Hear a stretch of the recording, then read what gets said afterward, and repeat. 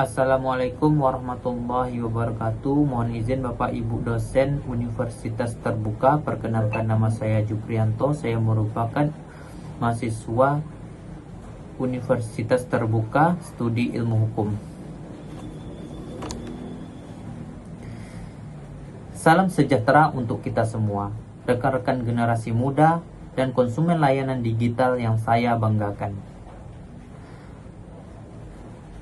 Bayangkan situasi saat ini, Anda sedang mengajukan aplikasi kartu kredit, mendaftar fitur Play Later di aplikasi belanja favorit Anda, atau bahkan mengirim CV untuk pekerjaan impian yang sudah lama Anda incar. Berapa menit kemudian setelah notifikasi muncul di layar ponsel Anda, mohon maaf pengajuan Anda ditolak. Saat Anda mencari tahu apa alasan konkret di balik penolakan tersebut, tidak ada jawaban yang pasti. Anda tidak diberi ruang untuk menjelaskan atau membela diri. Mengapa? Karena mungkin baru saja Anda ditolak oleh robot dan bukan manusia.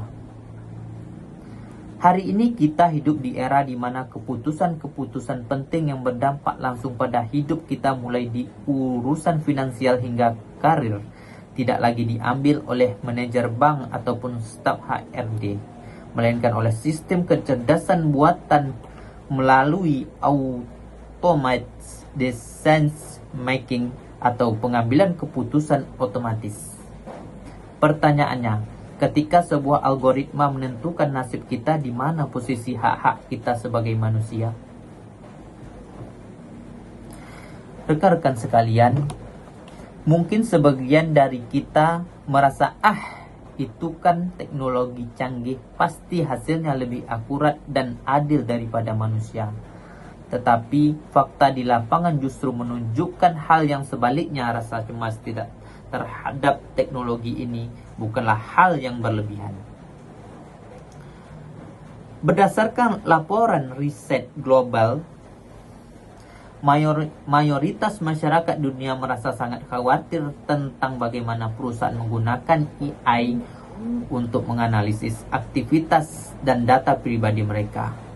Bahkan sekitar 81 responden menyatakan bahwa informasi yang dikumpulkan oleh AI membuat mereka merasa kurang aman. Kita merasa diawasi, diprofilkan, dan perlahan-lahan kehilangan kendali atas privasi diri kita sendiri. Kita sering menganggap teknologi bersifat netral. Namun, studi komprehensif dari Harvard Business Review mematahkan mitos tersebut. Studi tersebut menunjukkan bahwa sistem AI yang digunakan dalam proses rekrutmen kerja atau penilaian kelayakan finansial seperti kredit scoring di perbankan seringkali mewarisi bias histori manusia. Algoritma ini secara otomatis mendiskriminasikan kelompok marginal tertentu. Mengapa? Karena data histori yang digunakan untuk melatih AI tersebut memang sudah pincang dan tidak adil sejak awal.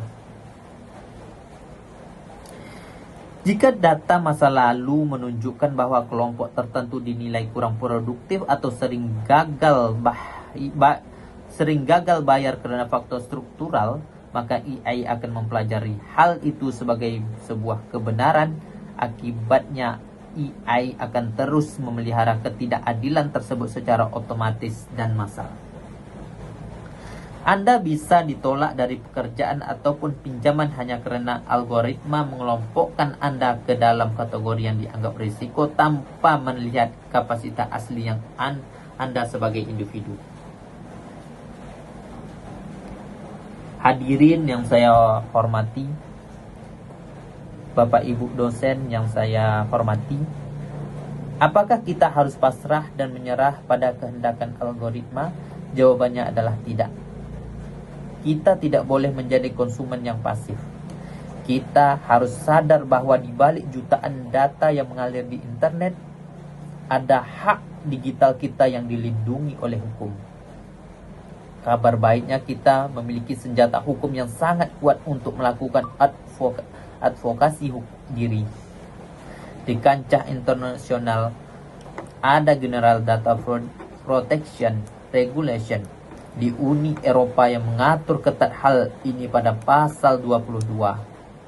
Dan yang paling penting bagi kita di negara kita ini, kita memiliki Undang-Undang Perlindungan Data Pribadi, Undang-Undang PDP nomor 27 tahun 2022.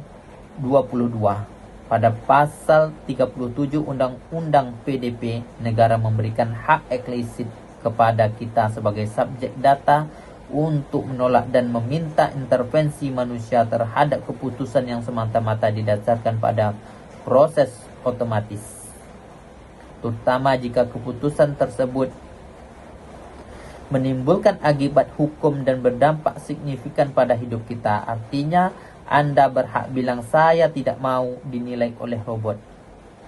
Saya ingin manusia yang memeriksa dokumen saya. Oleh karena itu, melalui mimbar ini, saya mengajak rekan-rekan semua mahasiswa, generasi muda, dan seluruh konsumen digital, mari kita tingkatkan kesadaran hukum kita. Dan seluruh konsumen digital, mari kita tingkatkan kesadaran kita, jangan hanya menjadi pengguna aplikasi yang hanya asal klik I agree tanpa memberi konsekuensinya.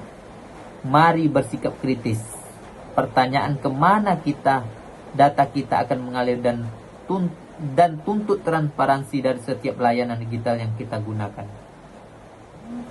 Teknologi AI hadir untuk melayani manusia, bukan untuk mengawasi dan mendiskriminasikan manusia. Mari ambil kembali kendali atas data pribadi kita, karena menjaga data kita adalah cara kita menjaga martabat dan masa depan kita. Itu demikianlah tugas yang telah saya buat. Salah dan hilaf mohon maaf. Assalamualaikum warahmatullahi wabarakatuh.